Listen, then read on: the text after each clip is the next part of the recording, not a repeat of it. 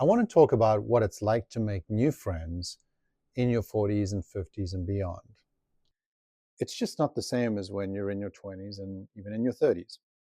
And I'll start with a personal story. When I first came to the United States, I was 30 years old. It was the year 2000, and it was relatively easy to make new friends, even though I didn't really know anybody here. The reason is I was surrounded by people. I was at work. I was in an office. And when you're working, the proximity that you have with other people is very high. It's kind of like college. You're in this forced proximity environment where you're with people most of the day. You're in client meetings, you're in conferences, you're in networking events. You're in this environment where people are just around you all the time. And it's relatively easy to then connect with folks and find out who's going to be your friend and who's going to stick around for that beer and who you're going to maybe go and hike with that weekend. But as you get older, things change. You are maybe not working in an office environment. We've been through a pandemic, we've been through the distributed working era, and now we are isolated. In fact, according to the Surgeon General, loneliness and isolation is at an epidemic level. We are also changing our context. In other words, in your 20s, maybe you're at school and starting your first job, and there's a lot more reasons to socialize. But when you're in a relationship and maybe raising children, you're less likely to be out and about socializing and more likely to be taking care of small humans.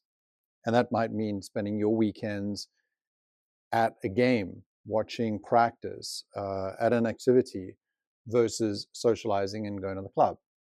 Well, that's okay. That context is normal.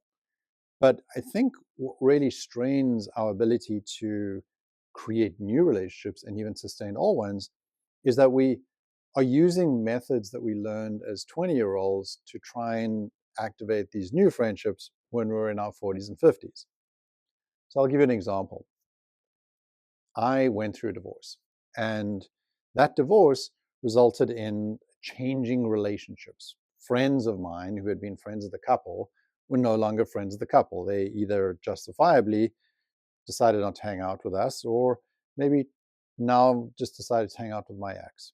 And that's okay and perfectly normal, but also kind of leaves you thinking, gee, I'm 40 something years old and I need to start building new friendships.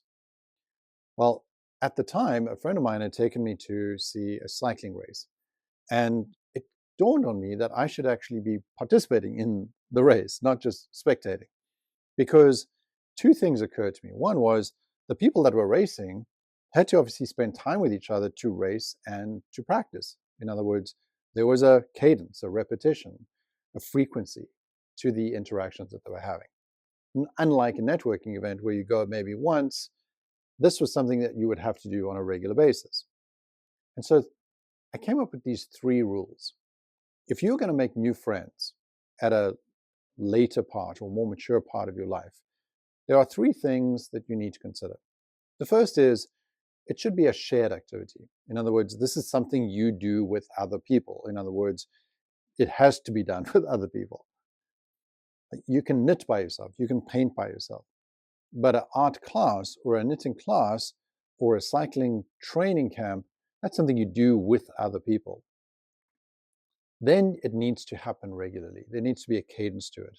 For my cycling group, that meant that each Tuesday and Thursday morning, the club would meet and we would ride together. And then on weekends, we would compete in local races. There was a cadence, there was a frequency. We would see each other a lot. And then finally, the third thing is trying to have an activity where allowing yourself to be open, or where it was a safe place to be open, was part of the culture. In other words, you have the ability to open up, be vulnerable, share what's going on in your life without the threat of being judged or being cast out. And sports and activities tend to have that kind of thing, especially if you're doing it for fun. I was cycling for fun. There was nobody sponsoring our team. We weren't doing it because we had to do it. These were not our jobs. We all had other things to do. But we got together because we enjoyed each other's company. We enjoyed the activity. It was something that we could do in kind of a recreational way, but also it was a safe place for friendships to form because we could share things with each other and not feel judged. There was no professional environment in which transactions or money or measurement was there to incentivize people to do anything else except just enjoy it. It was kind of playful. So I'll go through those again. It's a shared activity. It's something that you do frequently, and it's a safe place for you to build friendships because you are able to open up. And studies have shown that when you're vulnerable and you're opening up, then other people are going to do the same. They're going to say, wow, that's a really hard story. You went through that struggle. Let me tell you about my hard story, and we can bond over that. So those are the kinds of things that help you build friendships in your more mature years. You're not going to bond over just drinking or just going to the game together. That might be part of it, but generally what you're looking for is something more substantial, something more meaningful. And you're also doing it with intention. Friendships that form at school or in your younger years are almost by nature of the fact that you were together. You both went to the same school. You all played at the same sport. As you get older, you can choose those things. You don't have to play the sport or join the activity that your school demands of you. You can go and do what you want. You can go and join the knitting club or the woodworking class or the book club. Those are your choices. And because you're a bit more mature, you also know what you want to do. You want to hang out with people you want to hang out with. You don't want to hang out with people you don't like or participate in activities that no longer interest you. Much more intentional, much more objectively intentional from that point of view. So I think as you get older, you get a better sense of what you want to participate in, and that allows you more agency over what you do, and that leads to a better sense of who you are. When you are better understood, in other words, you know yourself better, you like yourself, you're able to convey that to other people in a way that makes you seem more authentic because you are more authentic, because you are closer to who you really are.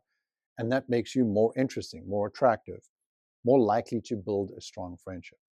So, 3 things. Find activities that require shared participation. Then find a way to do that frequently.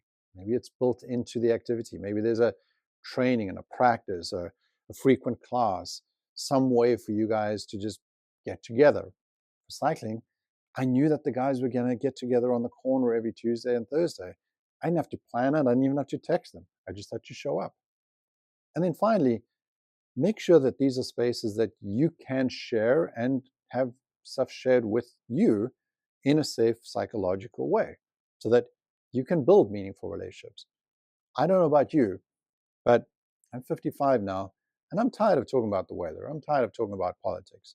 I want to talk about grief and death and what it's like to find meaning in the second half of my life.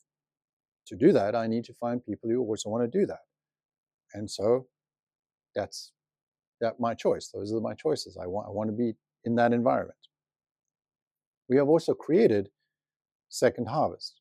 Second Harvest is a series of retreats where we kind of accelerate that process.